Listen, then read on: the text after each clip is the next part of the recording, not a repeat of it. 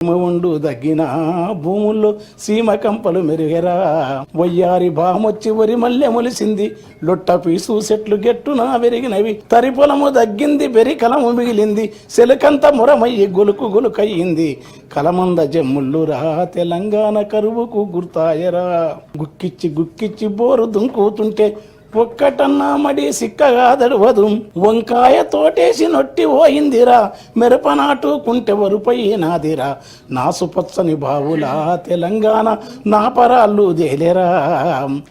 కంటె కానుపు కొరకు సస్తె బొంద కొరకు ఉలస భోజన జనము వచ్చిపోతుంటారు సావు పుట్టుకల మధ్య తప్పని పెళ్లికి ఇండ్ల సున్నాలేసి ఎగురంగ చేసేరు పెళ్లి వెళ్ళిన నెలకురా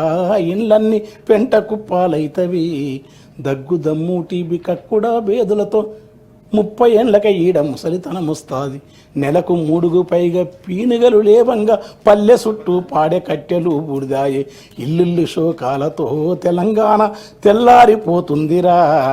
అలాంటి ఉద్యమాన్ని కేసీఆర్ జయశంకర్ కోదండరాం సార్ మొదలుకొని తెలంగాణ మహాసభ అవన్నీ ఇప్పుడున్న సార్ కూడా మంత్రి పదరాజు మనతో కలిసి పనిచేసినాడు అనేక మంది కవులు. అది వచ్చిన తర్వాత ఆ రైతాంగం ఏ తిరగన అంటే మొక్కస్తుంది కాదు గలగల గల కాలువలల్ల మిలమిల సెందమామ చేతి కందినట్టు మనసెంతకొచ్చినట్టు ఎంతలింత మార్పు ఏది కేసీఆర్ చూపే ఈ తూర్పు అని ఒక సూర్యకాంతి చూపినని రాసినాను నేను.